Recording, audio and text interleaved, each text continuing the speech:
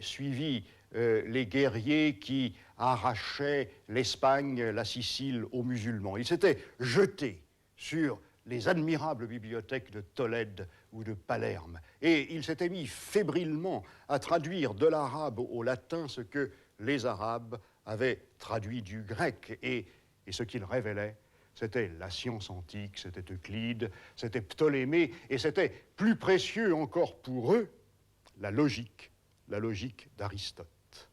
Et la méthode s'affina, s'enrichit. Au départ, douter. Abélard le dit. Nous venons à la recherche par le doute et par la recherche, nous percevons la vérité. Orgueil, présomption. Certains condamnaient cette attitude avec violence, et en particulier Saint Bernard qui finit par terrasser Abélard. Mais quelle fécondité et cet enthousiasme dans les écoles dont l'exercice n'était plus la leçon essentiellement, où l'exercice principal était la discussion, discuter, débattre. Mes étudiants, dit Abélard, mes étudiants réclamaient des raisons humaines, des raisons. Et il leur fallait des explications intelligibles plus que des affirmations. Ils disaient qu'il est inutile de parler si l'on ne donne pas l'intelligence de ses propos et que nul ne peut croire s'il n'a pas d'abord compris. Et toute notre science sort de là.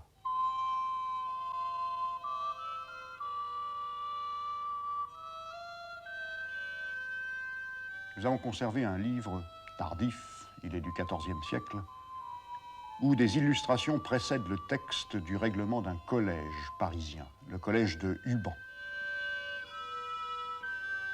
Ce qu'on appelle alors l'école, c'est une escouade disciplinée sous la direction d'un maître.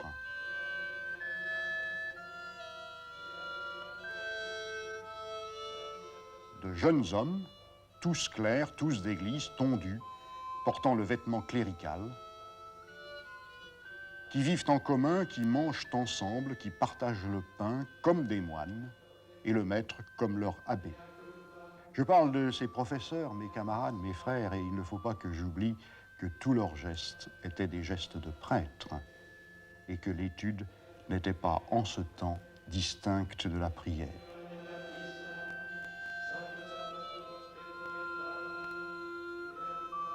Les exercices proprement scolaires alternaient avec la méditation spirituelle, avec la pratique liturgique, prier, louer Dieu.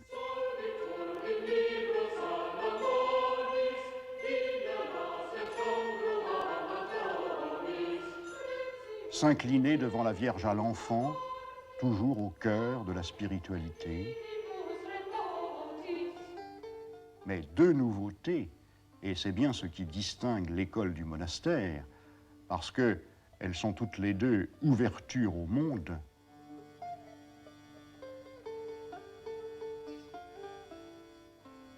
Le soin des malheureux, des infirmes, des indigents dont la ville regorge, c'est-à-dire la pratique de la charité évangélique, l'imitation de Jésus-Christ.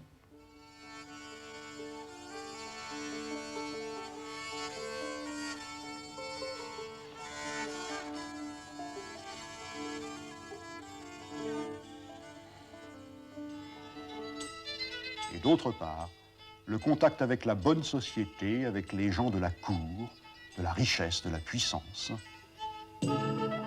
à qui il faut apporter le savoir et montrer l'exemple. De ces écoles est sorti l'esprit qui anime l'esthétique gothique. Tout.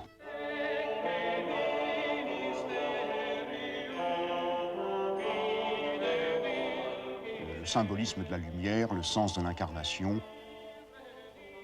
le concept de la mort paisible,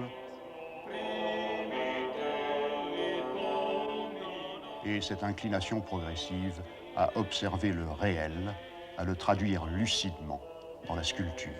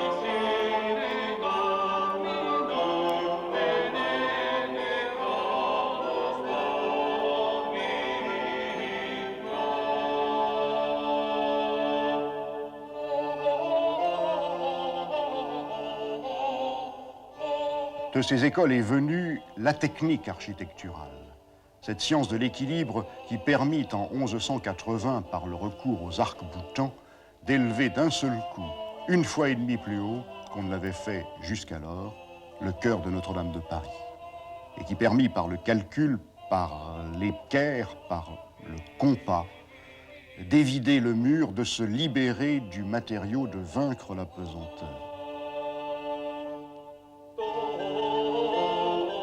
Et de ces écoles est venu l'art souverain de ces spécialistes que sont les architectes du XIIIe siècle.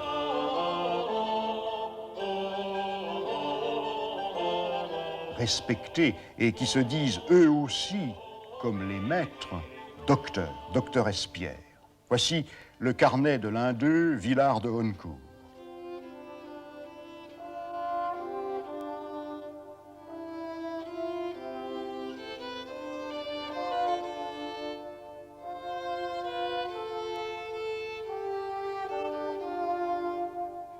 Tout ce qu'il doit à la logique. La cathédrale est conçue logiquement par le raisonnement. Elle coordonne en un ensemble des séries d'éléments discrets. Et peu à peu, l'envahissement du rationnel, cette rigidité des purs, toujours plus froide, abstraite.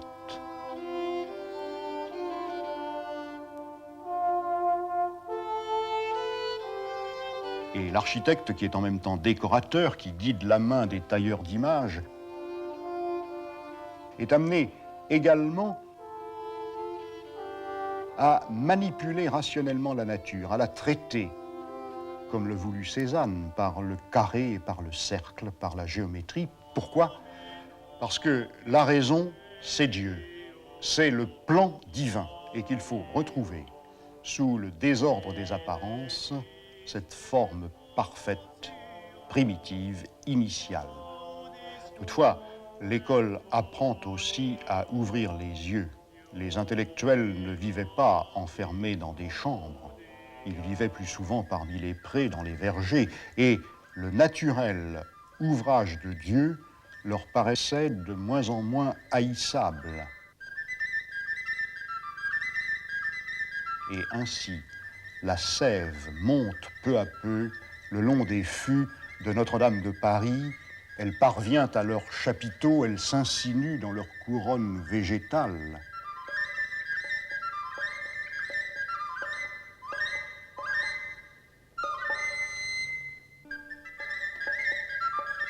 La flore des corbeilles prend vie. Le concret, on peut identifier telle feuille, distinguer telle espèce.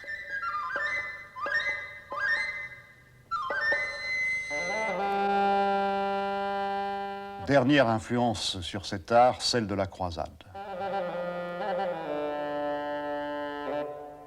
N'oublions pas en effet en toile de fond l'expédition d'outre-mer, toujours recommencée dans l'espoir toujours déçu de délivrer à nouveau le tombeau du Christ reconquis par l'islam.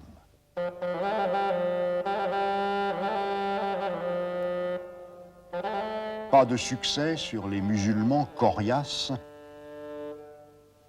mais une victoire au moins sur les chrétiens orientaux réputés schismatiques, la conquête de Constantinople, 1204.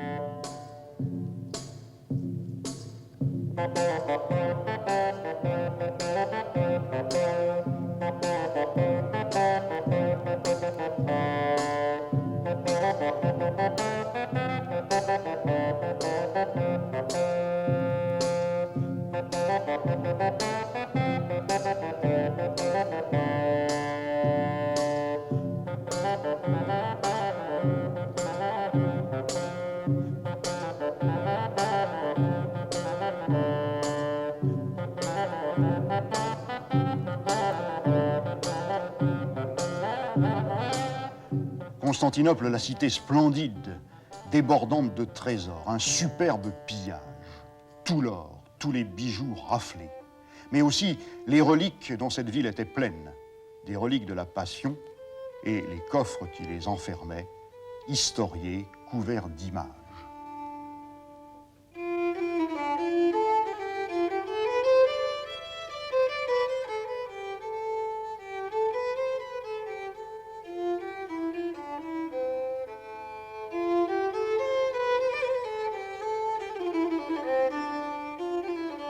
ce butin mirifique, accéléra d'un coup le mouvement qui, depuis plus d'un siècle, portait les chrétiens d'Occident à méditer sur la vie terrestre du Christ.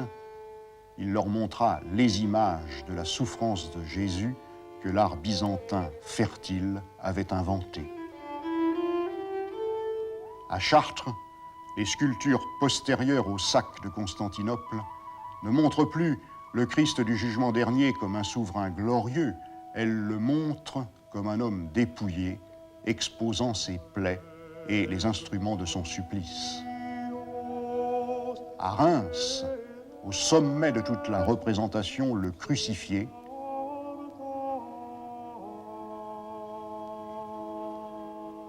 et sur le carnet de Villard de Honnecourt, le crucifié se tord de douleur, son corps s'abat lorsque Nicodème le dépose de la croix dans la déploration, une méditation sur la mort de Dieu qui vient en droite ligne de la spiritualité byzantine, de Byzance un moment soumise.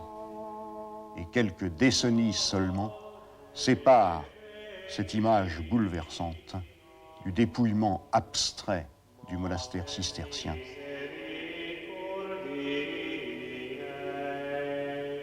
Du Toronnet ou de Sénanque. L'histoire en ce temps, l'histoire de tout, et notamment l'histoire du christianisme, allait beaucoup plus vite qu'on ne le croit généralement. Entre-temps, au seuil du XIIIe siècle, un tournant capital avait été pris. Un pape intelligent, Innocent III, avait enfin compris que pour répondre à l'attente du peuple fidèle, pour répondre à l'angoisse, à l'inquiétude devant l'invasion de l'argent, pour désarmer aussi les hérétiques foisonnants et qui risquaient de gagner à leur doctrine toute une partie de la chrétienté, il fallait laisser faire deux jeunes gens, suspects au départ. Ils se voulaient totalement pauvres. Ils voulaient partir avec des disciples pieds nus, vêtus d'un sac, n'ayant rien, comme Jésus. Ils voulaient parler au carrefour sur les places et s'adressant aux plus pauvres des gens du peuple dans leur propre langue, dans leur langue vulgaire. Deux hommes, Saint François, Saint Dominique, tous les deux produits du monde nouveau. L'un, Dominique, sortant d'une cathédrale, d'une école, celle de Burgo d'Osma en Espagne, l'autre, François, sortant d'une ville marchande assise en Italie. Gloria in cielo et pace in terra, nate il nostro Salvatore, nate il Cristo. Giotto, 100 ans après la mort de François d'Assise, a illustré la vie du petit pauvre. Jeune, François était immensément riche. Son père trafiquait de draperies entre l'Italie et la France, et c'est peut-être pour ça qu'il avait appelé son fils Francesco, le français. François avait d'abord vécu comme un chevalier, épris de courtoisie et de chansons lyriques.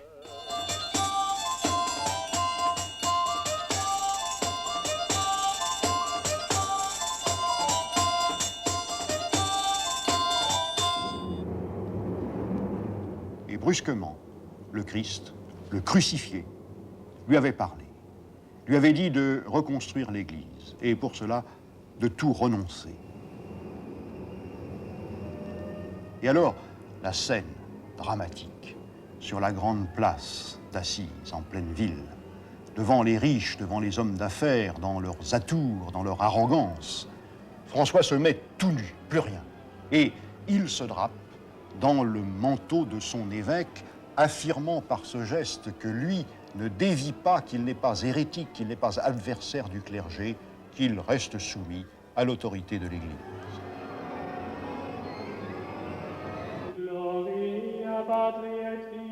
Et le pape innocent le voit en rêve, épaulant l'Église qui croule, minée par les déviations.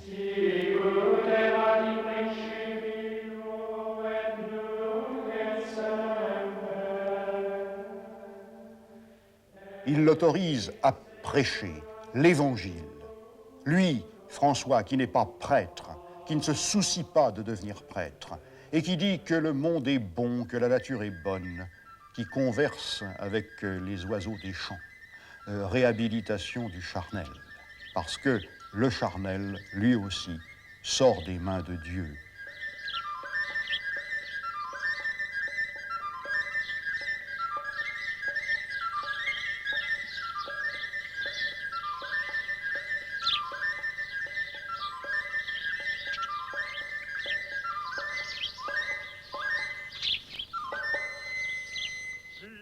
Mais une parole qui est semée au cœur des masses par François, par les amis qui l'ont suivi, et qui invite à vivre comme Jésus, à faire pénitence.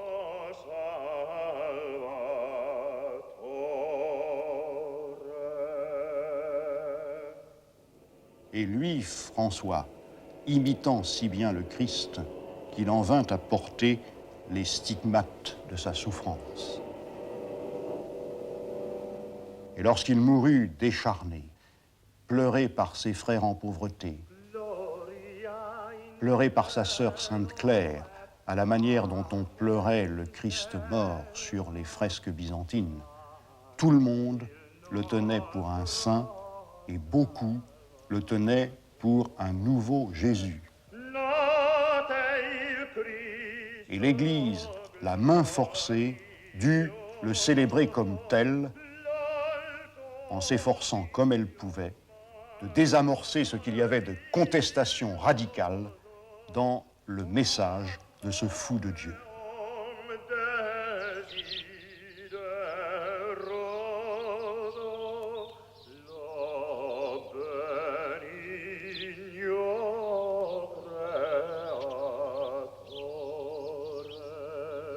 Gloria in cielo e pace in terra, nate il nostro Salvatore.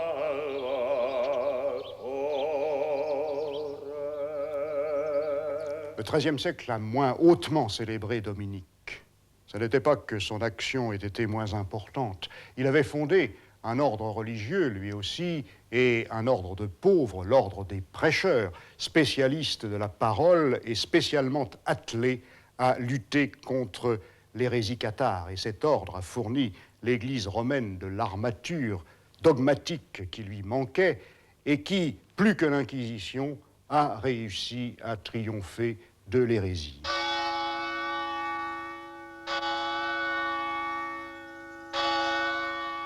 Mais c'était un ordre d'intellectuels et qui ne sortit pas du monde des écoles, sinon pour porter la parole au peuple dans de grandes églises, des halles, des halls faits pour la conférence, pour l'audition, et pour que la foule suive l'office dans le livre.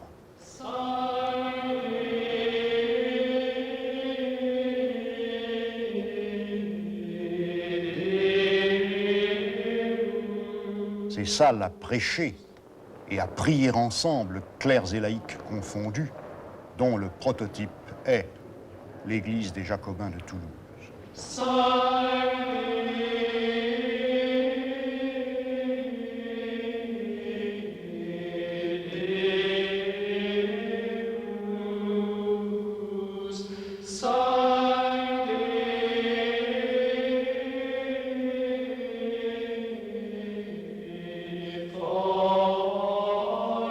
L'apport des dominicains se situait au niveau de l'intelligence, l'apport des franciscains au niveau de l'élan du cœur, de la compassion et de la joie parfaite. Et ce second message fut reçu par les foules.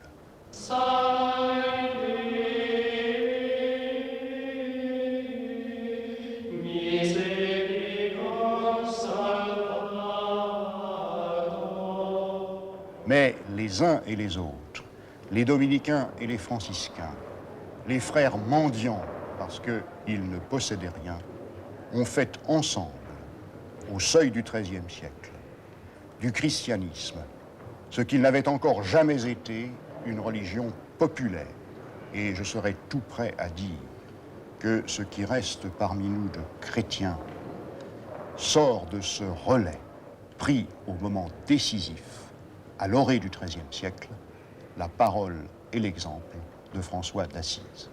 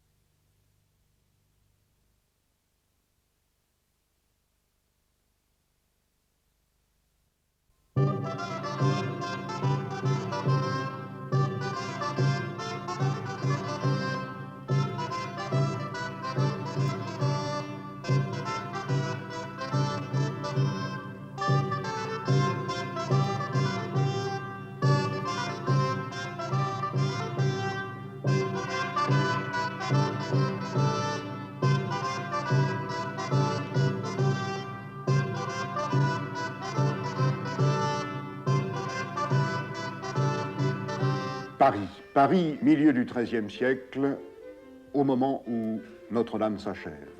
Et sur ce monument, les étapes d'un progrès qui atteint son intensité maximale. Les fondations, 1163, 10 ans seulement après la mort de Saint Bernard et de Sugère. 1180, la prouesse technique qui lance vers le ciel les voûtes. 1220, entre les tours de la façade, les sculptures du couronnement de la Vierge et, au milieu du siècle, le grand architecte Pierre de Montereau qui décide de supprimer presque complètement le mur du transept, de placer là cette immense rose, affirmant que Dieu est lumière, que le foyer qu'il constitue fait rayonner la création tout entière.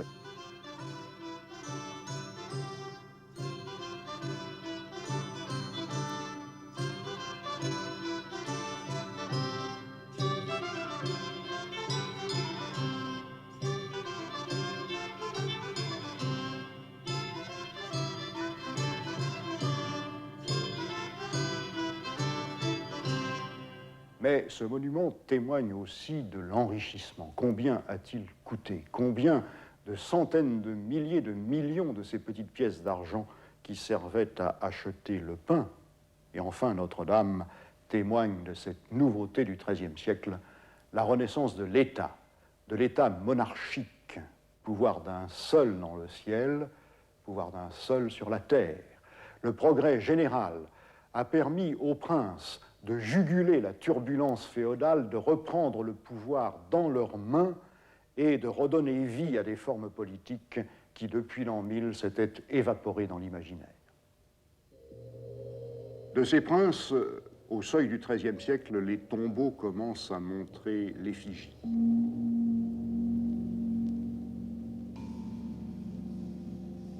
Voici dans l'église abbatiale de Fontevraud, en Anjou, couchés sur leur lit de mort, comme ils l'étaient pour la parade funèbre, des dormeurs.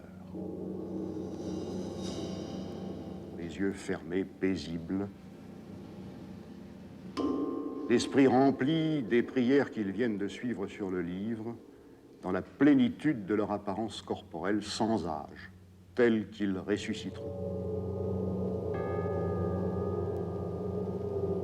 Côte à côte, deux époux, réunis pour l'éternité. Aliénor, duchesse d'Aquitaine, Henri Plantagenet, comte d'Anjou par son père, duc de Normandie par sa mère, roi d'Angleterre par la victoire des armes et par le sacre.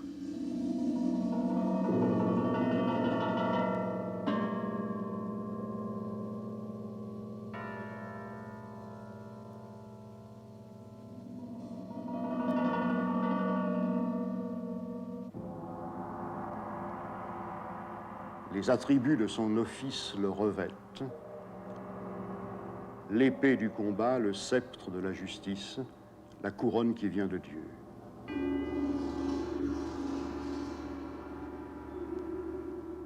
Dynastie, succession d'héritiers, de monarques, enracinement. Tous ces gisants que Saint-Louis fit aligner dans le cœur de Saint-Denis, sereins, les yeux ouverts, ceux-ci, non pas des cadavres, les plis des vêtements tombent droit sur ces statues. Elles sont toutes prêtes à être redressées, à prendre place dans la rangée des ancêtres royaux sur la façade des cathédrales. Les rois de France, ici. Et au XIIIe siècle, les plus puissants de tous. L'idéologie monarchique s'incarne dans les souverains capétiens, dont Paris est la capitale. Ce fut le roi Louis IX de France, ce fut Saint Louis qui réalisa dans sa plénitude l'idée que le Moyen-Âge se fit de la royauté.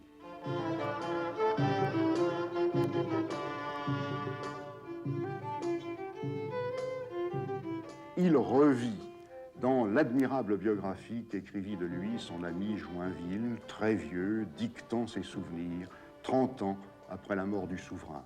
Et de ses mémoires, le plus beau manuscrit qui date du XIVe siècle contient les peintures que vous voyez.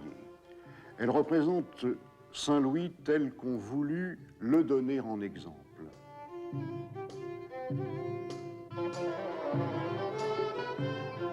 Formé tout enfant, sous l'impérieuse tutelle de sa mère Blanche de Castille, à la lecture constante de la parole de Dieu. Tenant la place du Christ, visitant les pauvres, les nourrissant de sa main par un geste qui est celui du prêtre distribuant l'hostie. 12 pauvres. Et c'est la sainte scène que le roi, tenant le personnage de Jésus, mime jour après jour. Saint-Louis prenant la mer, affrontant le danger, mettant son corps en aventure, comme dit Joinville, pour conduire la croisade, pour conduire le combat de Dieu contre les infidèles.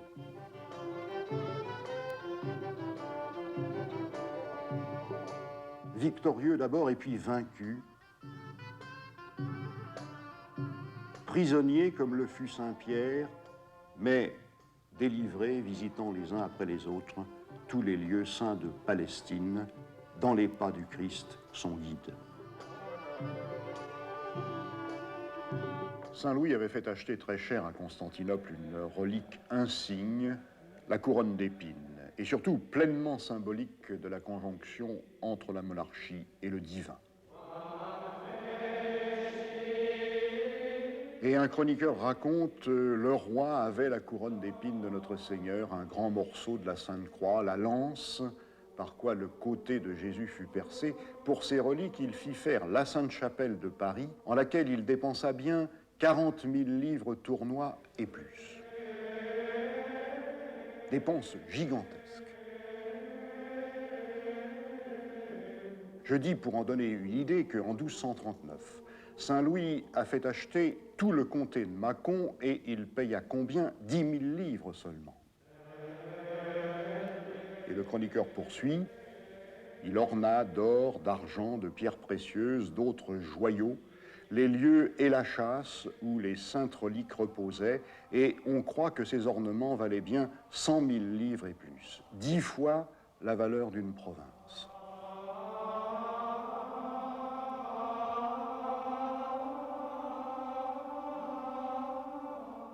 Toujours le même geste royal, donné à pleine main, le geste qu'avait fait Charlemagne. Et comme Charlemagne, une chapelle. Non pas ronde comme la chapelle d'Aix. Le plan de la Sainte-Chapelle est celui d'une cathédrale.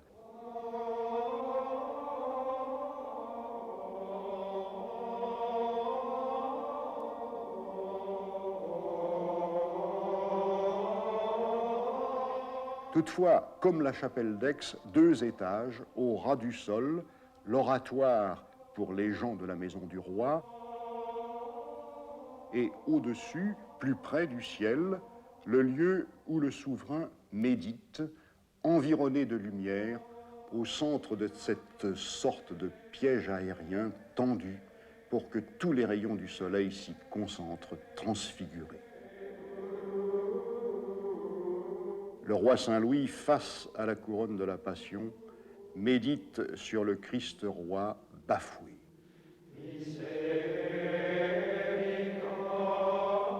Et peu à peu, à mesure que sa vie s'avance, voyons dans son échec en Égypte le signe de son imperfection voulant la racheter. Ce grand garçon qui jadis aimait à rire, qui voulait que tous autour de lui fussent joyeux, bien vêtus, environné de franciscains qui lui parlent de pauvreté, d'abstinence, renonce.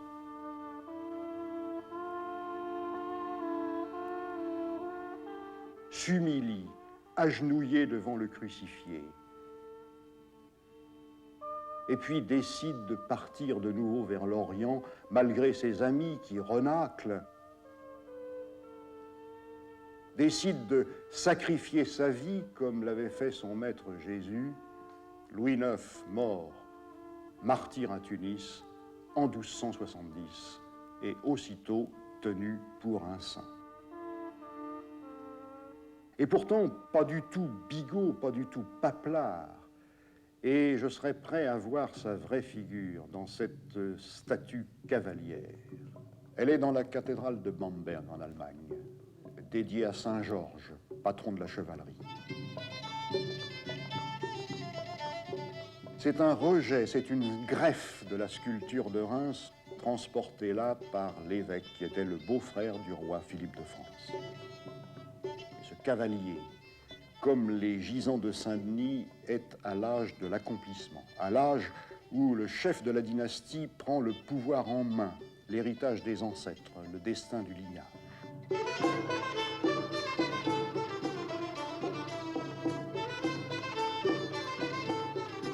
Viril, il est le porte-étendard d'une société qui est encore toute masculine. Il s'apprête à conquérir le monde.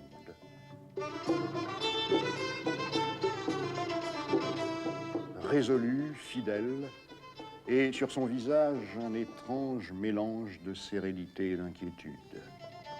Modèle, en fin de compte, du roi Saint-Louis, qui voulut porter à la perfection les valeurs de chevalerie, qui musela la féodalité dans la mesure même où il assuma les valeurs qu'elle respectait de prouesse et de largesse. Saint-Louis qui enseigna à ses descendants à siéger seul pour dire le droit, pour rendre la bonne justice au sommet d'une pyramide hiérarchique. Ses enfants d'abord sous lui, les princes des fleurs de lys. Et puis en contrebas, les pairs du royaume, les évêques d'un côté, les grands vassaux domptés de l'autre. Plus bas, les gens de loi. Et enfin, le commun peuple dont le roi est le garant devant Dieu.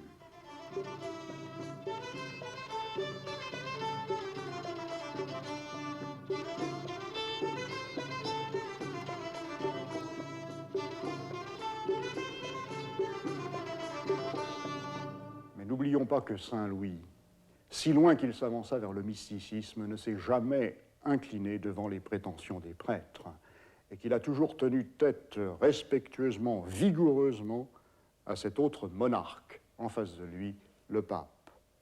L'Église du XIIIe siècle, en effet, est une monarchie. L'évêque de Rome domine tous les autres évêques. Il s'est arrangé finalement en 1250, à la mort de Frédéric II, pour annuler l'Empire. Il prétend juger tous les rois du monde, souverain universel, couronné lui aussi, et non pas une seule couronne, 3 superposées sur la tiare. C'est un signe d'arrogance auquel le pape aujourd'hui enfin renonce. L'Église, un État, les fidèles des sujets soumis, contrôlés par la confession rendue obligatoire et par ce réseau de paroisses jeté comme un immense filet d'un bout à l'autre de la chrétienté, et au service de cet État, 2 milices pour dépister les déviations, pour maintenir dans la voie droite l'ordre des franciscains, l'ordre des dominicains, contraints à la docilité.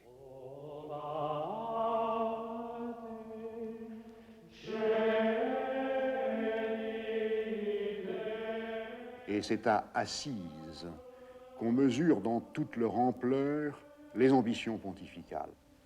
Saint François était mort comme le Christ dans un dépouillement total.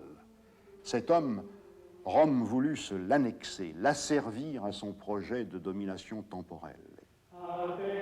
Et sur sa tombe, elle accumula somptueusement tous les signes de la puissance. Un bâtiment orgueilleux, gothique par sa structure, à la manière de France. Mais ici, pas de sculpture monumentale, pas de vitrail, des murs. Et sur ces murs, des images peintes, des fresques.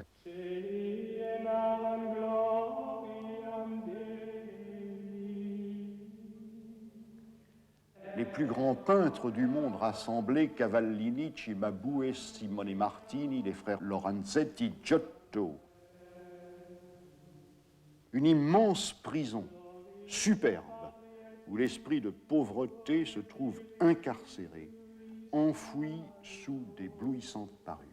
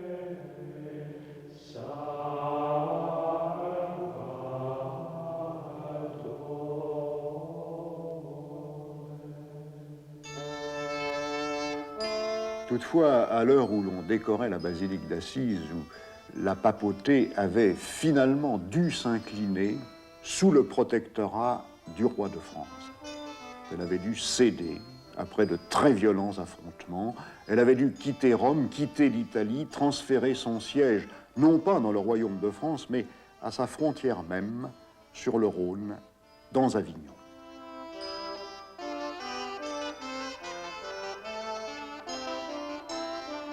Mais de part et d'autre du grand fleuve, qui vint à bout de l'immense pont qu'on avait jeté entre les 2 rives, 2 forteresses.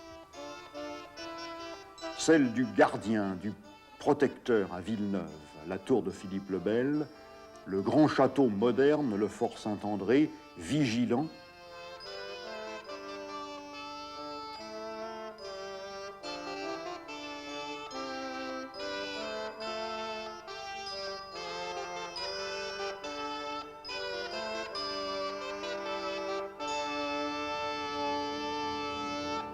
Et de l'autre côté, cette forteresse, celle du pape.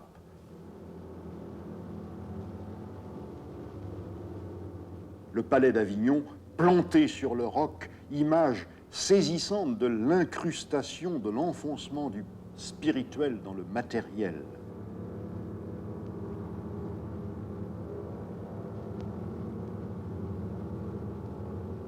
bâtisse austère encore, bien sûr, dans son intérieur, comme un monastère cistercien, mais hérissée, crénelée, une citadelle arrogante, démontrant la volonté de puissance comme aujourd'hui les tours des grands établissements bancaires. Imprenable,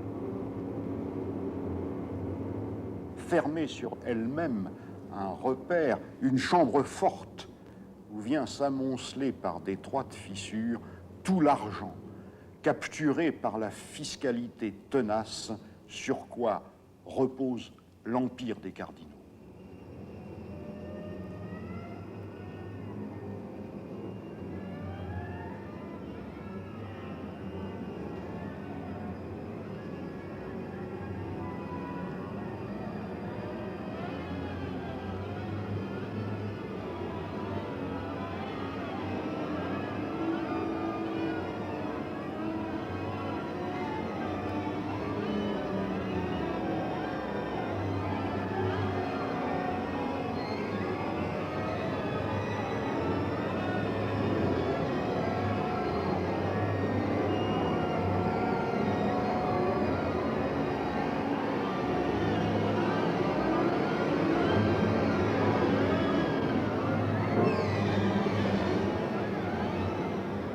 Dérision, scandale, toute une part de l'ordre franciscain qui, fidèle à l'esprit de son fondateur, regimbe, scandale, et par lui s'amplifie le malaise qui, depuis quelque temps, tenait la chrétienté.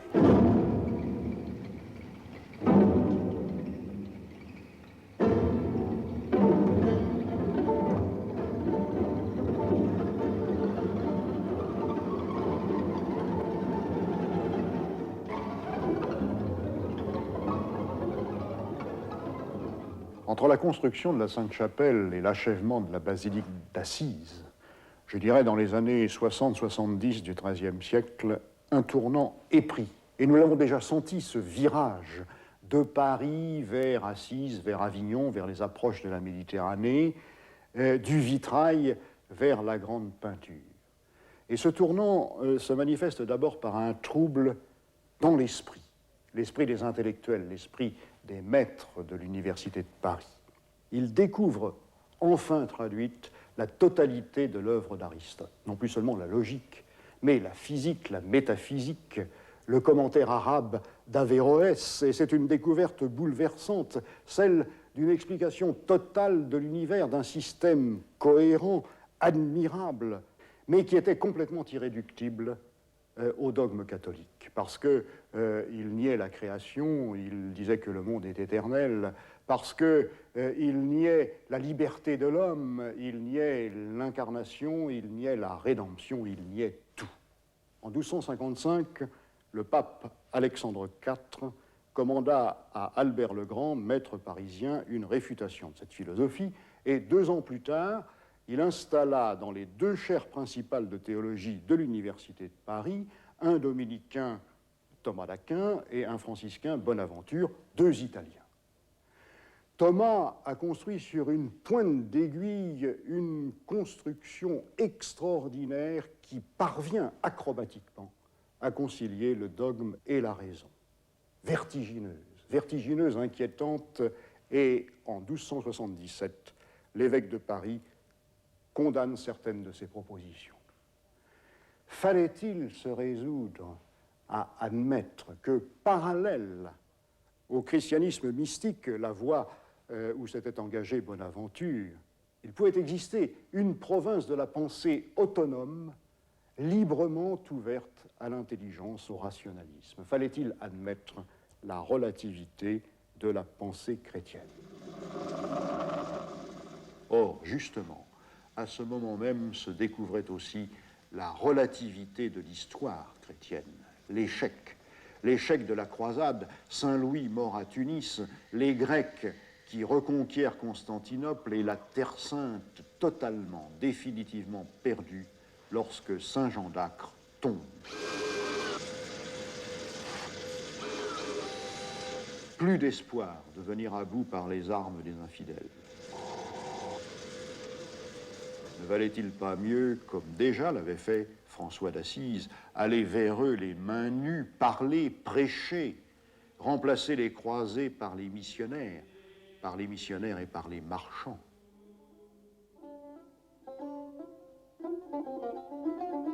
Ajoutons qu'à ce moment même, la chrétienté latine découvrait qu'elle n'était qu'une petite partie du monde.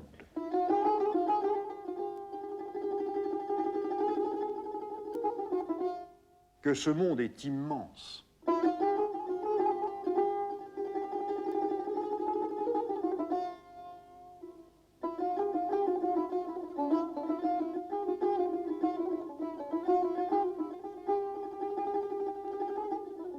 Les Arabes le savaient, eux, depuis longtemps, puisque l'islam, depuis Grenade, s'étend jusqu'à l'Inde, jusqu'à Java. Et puisque le centre de la navigation musulmane est l'océan Indien, il n'est pas la Méditerranée. Cette Méditerranée, les marins de Pise, de Gênes, de Marseille, de Barcelone étaient devenus les maîtres. Ils en connaissaient tous les détroits, toutes les rives. Ils la traversaient maintenant sur des navires de plus en plus vastes, de mieux en mieux gouvernés. Ils apprenaient à dresser de la mer intérieure des cartes précises. Mais les cartes catalanes font place au sud, à l'est, à l'arrière-pays.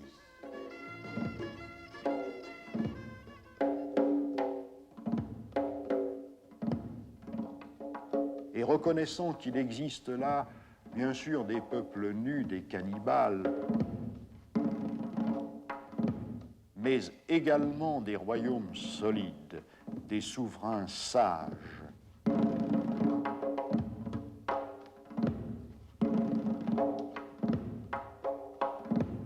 et que des régions lointaines d'où sont venus jadis, suivant l'étoile des trois rois mages,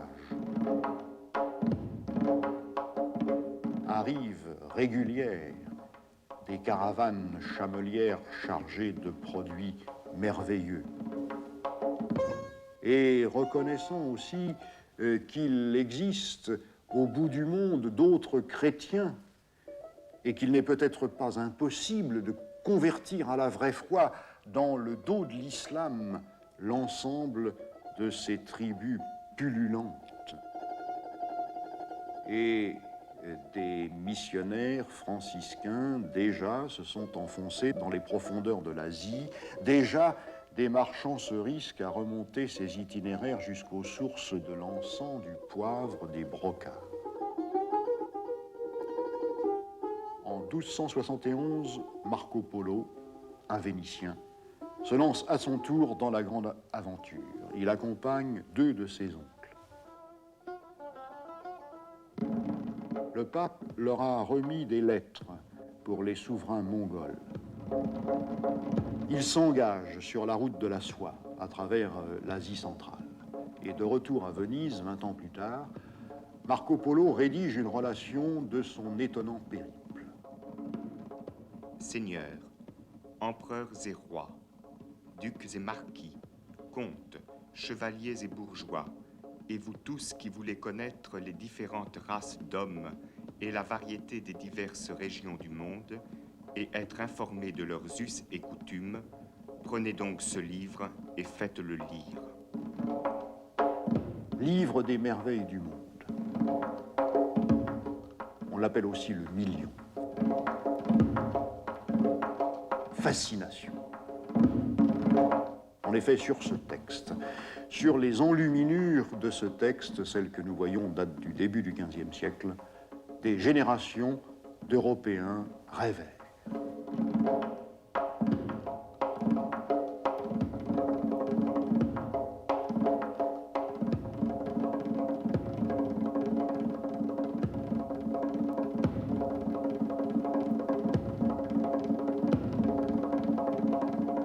À travers les montagnes du Turkestan, parmi les peuples pasteurs, les 3 Vénitiens avaient effectivement rencontré des communautés de chrétiens nestoriens, implantés là depuis des siècles et personne ne les persécutait. Ils arrivèrent à Pékin après 3 ans de route dans l'hiver 1275. Le camp mongol les prit en amitié, il les chargea de mission dans son empire.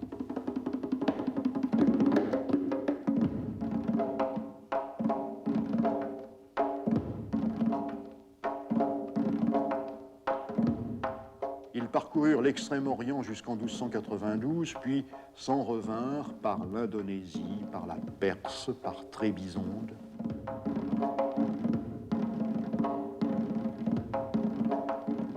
Dans son récit, Marco Polo parle encore d'hommes sans tête, d'hommes avec un seul pied, avec un œil unique. Or, sachez très véritablement que les hommes de cette île ont tous une tête de chien, et dents et yeux comme chiens. Ils ont assez d'épicerie, ils sont gens très cruels et mangent les hommes tout crus. En cette province vivent ces grands serpents qui sont tellement démesurés. Ils sont si effroyablement hideux, énormes et féroces qu'il n'est au monde ni homme, ni femme, ni bête qui ne craignent point de les approcher et qui n'en aient point peur. Leur gueule est si vaste qu'ils peuvent bien engloutir un homme d'un seul coup. Il parle de dragons, il parle de licornes, tout le bestiaire fabuleux des rêveries romanes, mais de ses yeux, il a vu. Il a vu les éléphants de combat. Or, sachez très véritablement que ces gens eurent 2000 éléphants très grands et firent faire sur chacun de ces éléphants un château de bois très fort, bien fait et bien disposé pour combattre. Il a vu des villes, des ports immenses. Et vous dit que pour une nef chargée de poivre qui va à Alexandrie ou autre lieu pour être portée en terre de chrétiens, il en vient plus de 100 à ce port de Séton. Il a vu l'or récolté dans les fleuves. C'est une chose très merveilleuse que la valeur de l'or et des autres denrées coûteuses qui sont en ces îles. Les plantations d'épices. Le poivre aussi vient en grande abondance dans toute la campagne. Il se cueille au mois de mai, juin et juillet. Et vous dit que les arbres qui font le poivre sont plantés en hiver et sont arrosés souvent. Un trafic intense, fondé sur l'écriture, sur le papier. Il a découvert d'autres coutumes, brûler non plus, enterrer les morts. Il a vu d'étranges danses initiatiques. Et encore vous dit, ces gens ont maintes idoles en leur monastère, mâles et femelles, auxquelles maintes damoiselles sont offertes. Et surtout, l'ordre maintenu. La justice rendue.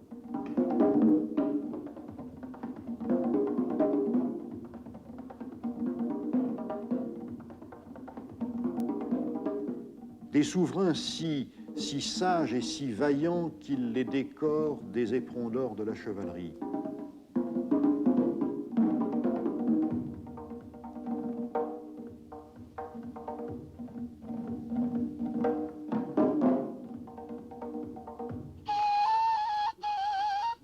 Il a connu, dans des cours polissées, tous les plaisirs de la vie, le calme, le luxe.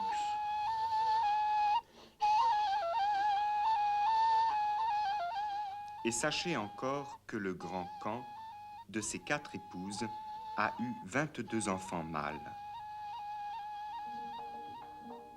Des chasses mirifiques. Dans la province vivent maints porcs-épics, et quand les chasseurs les veulent prendre, ils lancent sur eux les gros chiens fougueux. Et les princesses parfumées. Le voile ainsi se déchirait. Du continent, l'Europe chrétienne n'était qu'une petite péninsule.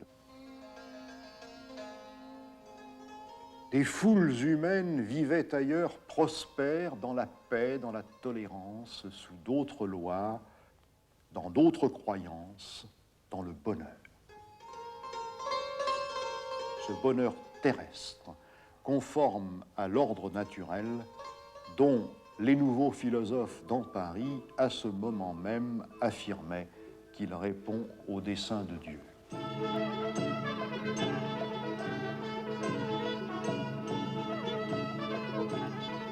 Et par cette découverte du bonheur s'explique aussi ce glissement que l'on remarque dans l'art des cathédrales et qui conduit à chercher d'abord la beauté formelle. À Reims, au milieu du siècle, Gaucher, le dernier des maîtres d'œuvre, met en place sur le portail majeur les grandes statues préparées pour son ornement.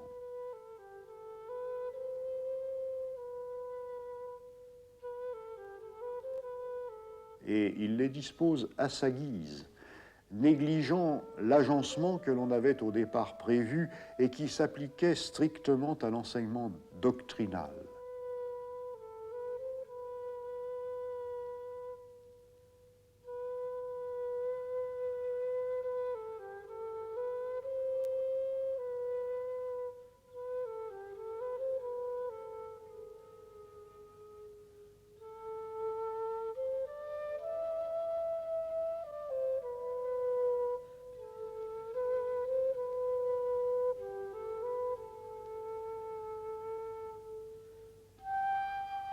Ces statues, Gaucher incline à les traiter comme nous traitons dans les musées des œuvres d'art, en fonction de leur valeur plastique et non plus de leur signification. D'où vient l'accent nouveau sur ces figures admirables, ce sourire qui s'épanouit sur le visage de l'ange de l'Annonciation?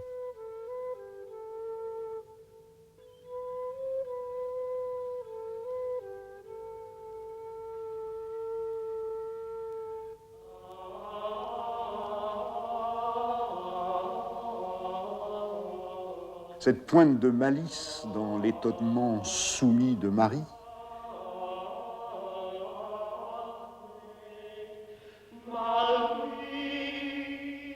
et sur la Vierge de la Visitation, ce drapé qui rappelle invinciblement celui dont les sculpteurs de la Grèce antique avaient enveloppé le corps des déesses.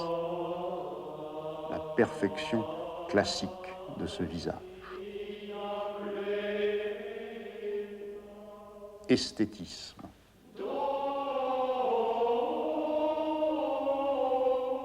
Les statues de la Sainte-Chapelle sont de beaux objets, elles n'ont plus d'âme. Et la rose de la Sainte-Chapelle n'a plus la rigueur des démonstrations théologiques. Ce qu'elle montre, ce sont les détours, les cheminements de l'âme mystique, ce labyrinthe qui, d'épreuve en épreuve, conduit l'amour. Cette rose tend à devenir celle du roman de la rose. Un brasier où flamboie la joie de vivre heureux sur la terre.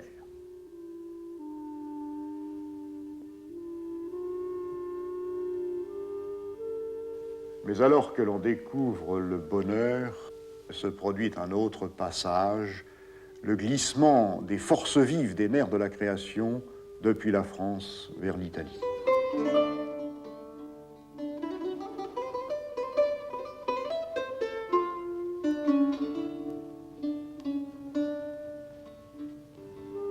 La France est paysanne. Sans doute à l'heure où meurt Saint-Louis, la draperie d'Arras est en plein essor, les foires de Champagne sont le carrefour des grandes affaires, mais la richesse de ce pays vient d'abord de la terre et la terre commence à s'épuiser. Plus de défrichement et dans les vieux terroirs déjà surpeuplés, les rendements agricoles qui fléchissent. Alors que la fortune, dans cette étape de la croissance de l'Europe, se fait marchande bourgeoise, elle se fait italienne parce que par l'Italie parviennent les trésors de l'Orient, l'or, la monnaie d'or que l'on frappe à Venise, à Gênes, à Florence. Et les maîtres de l'économie nouvelle entraînante, ce sont les banquiers.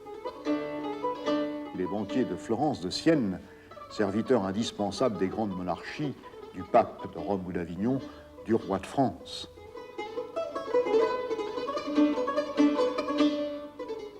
Ces hommes qui comptent l'argent,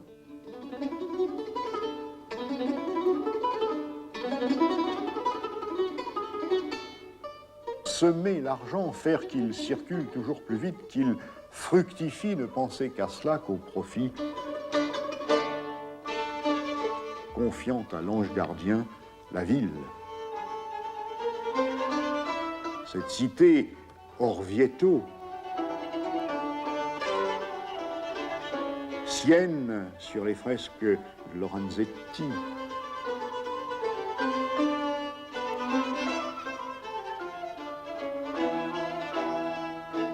San Gimignano, où chaque lignage patricien érige toujours plus haut sa tour, où la silhouette de la cathédrale apparaît comme écrasée par ce hérissement de tours affrontées, rivales, affirmation d'une puissance qui se fonde sur l'astuce, sur l'habileté dans les affaires. Concurrence.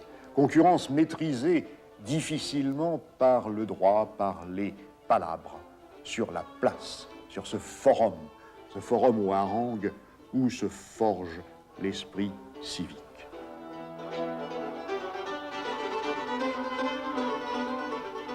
L'Italie, un autre monde, ébloui bien sûr par la culture splendide qui rayonne encore depuis Paris. Son livre des merveilles, Marco Polo, choisit de l'écrire en langue française. Et tous les évêques italiens ont vu construire, ont vu décorer Notre-Dame de Paris. Ils en transportent la parure dans leur ville.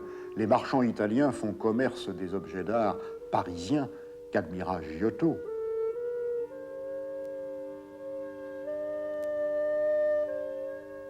Mais tandis que les uns après les autres se ferment les chantiers des grandes cathédrales françaises, toutes les valeurs spirituelles, intellectuelles, esthétiques dont ces monuments offraient la démonstration se transplantent dans ce pays fortuné, l'Italie.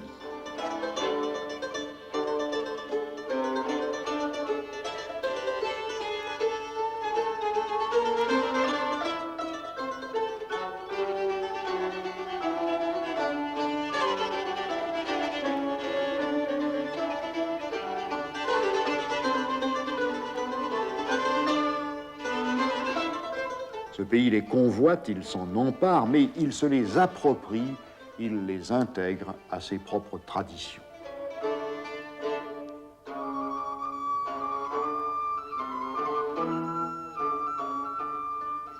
Le château que l'empereur excommunié Frédéric II fit élever à Castel del Monte, dans les Pouilles, cet octogone,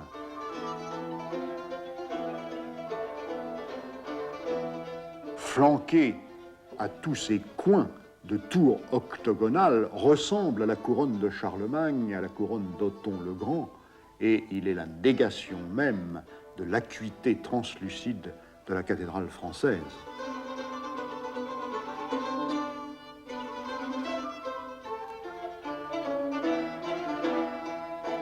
Quant au décor de mosaïque dont les rois normands de Sicile firent parer les chambres de leur demeure, il transpose à la manière byzantine et musulmane le chatoiement des jardins d'orangers